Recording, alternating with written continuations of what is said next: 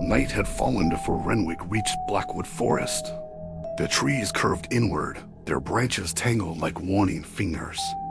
The road had disappeared miles back, leaving only a faint, muddy track that snaked through the oppressive woods. The air was heavy with the scent of pine and decay, and the silence was broken only by the crunch of his boots on the damp earth. He had been walking for what felt like days, the trees pressing in on him, their branches like grasping claws. Every step he took sank into damp leaves, the sound too loud in the silence. 3 days of supplies. That was all he was meant to deliver. 3 days, and then he would leave. A twig snapped in the darkness to his right. He froze, listening. Only the wind answered, whispering through the skeletal branches. He told himself it was just an animal, but the feeling of being watched settled upon him, cold and heavy. Ahead of him, the Abbey rose from the forest like a forgotten memory. Stone walls darkened by age. Windows empty. No light, no sound. A wooden sign hung crooked near the entrance. Sanctuary for the lost. Renwick tightened his grip on the bag slung over his shoulder. He carried a letter from Mother Seraphim, the caretaker of the Abbey. It spoke of illness spreading among the sisters, of weakness, of fear. The final line had stayed with him the entire journey. Do not come unless you must. He pushed the door open. It groaned loudly, the sound echoing deep inside the Abbey. Cold air rushed out, carrying the smell of damp stone and old incense. Inside, the corridor stretched forward into darkness. His footsteps echoed back to him, slow and hollow. No voices, no prayers. Just silence. The dining hall lay to his left.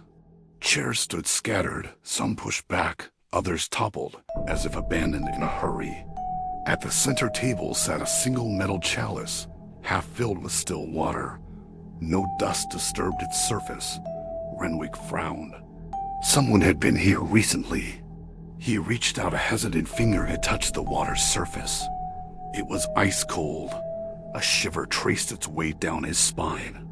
The room was unnaturally cold, the kind of cold that clings to you, that seeps into your bones. On a nearby shelf, he found notebooks stacked unevenly. Their pages were yellowed and brittle. He opened the first. Day 1. The sisters complained of cold, even near the fire. The next page. Day 2. We hear whispers at night. No one admits to speaking. Another. Day 3. Sister Elling did not wake this morning. The final entry was torn, incomplete. Beside the notebooks lay a rusted key labeled simply, Chapel. As Renwick stepped back into the corridor, a sound brushed past his ear. As he explored the corridor, his hand brushed against a loose stone in the wall. Curiosity piqued. He pushed it, revealing a hidden passage. A narrow, winding staircase led down into the darkness. The air grew colder as he descended. The smell of damp earth and something else, something metallic and unsettling, growing stronger with each step. He pocketed the key, his fingers brushing against the cold metal. A sense of dread washed over him, but he knew he had to continue. He had to know what happened to the sisters. A whisper, soft, close. Don't wake her. His breath caught. He turned quickly. The hallway was empty. The chapel doors loomed at the far end, tall and heavy. He hesitated before unlocking them. Inside, rows of candles lined the floor, all unlit. The walls were covered in scratched names, dozens of them. He traced the names with his finger, the stone cold beneath his touch. He noticed that some of the names were fresher than others, the scratches still sharp and new. And then he saw it, a name that was not yet finished, the last few letters trailing off into a faint, desperate scrawl. It was as if the carver had been interrupted. Some deep, some faint. At the center of the chapel sat a figure, covered in a pale cloth. Renwick approached slowly. 12 candles surrounded it. Only 9 names were scratched nearby.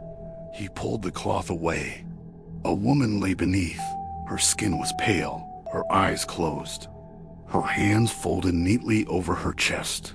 Then her eyelids twitched. She inhaled sharply. "Help us," she whispered.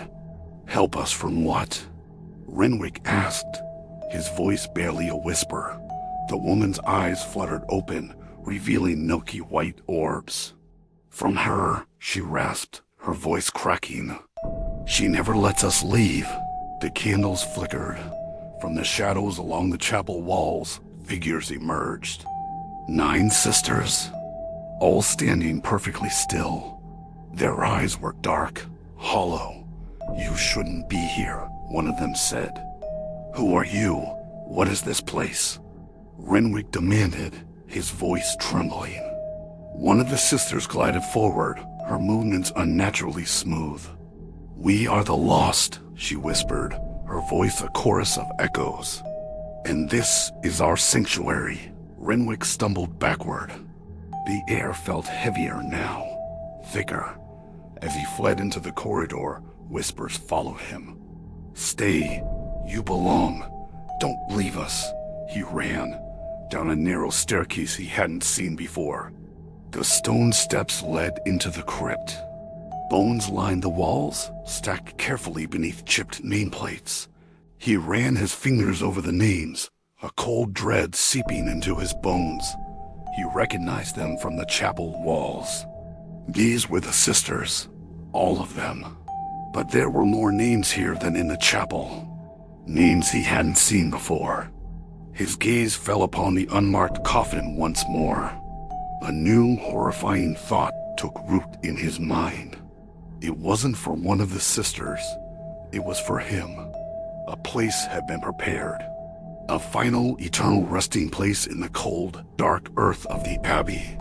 Every name matched those scratched in the chapel. At the far end stood a coffin. He backed away from the coffin, his heart pounding in his chest. He turned to flee, but the way was blocked. The 9 sisters stood there, their faces impassive, their eyes burning with a cold, dead light. "You can't leave," they whispered in unison. "You're one of us now." New, unmarked. Behind him, the door slammed shut. Candles ignited one by one. A voice spoke from the darkness behind him. "Now you stay forever." The whispers grew louder, filling the crypt, echoing in his mind. He was one of them now, another lost soul in their sanctuary. And as the last of his hope faded, a single final thought crossed his mind. Mother Seraphine's warning. He should have listened. The air grew cold, and in the silence that followed, the sisters began to whisper again. Together, forever waiting.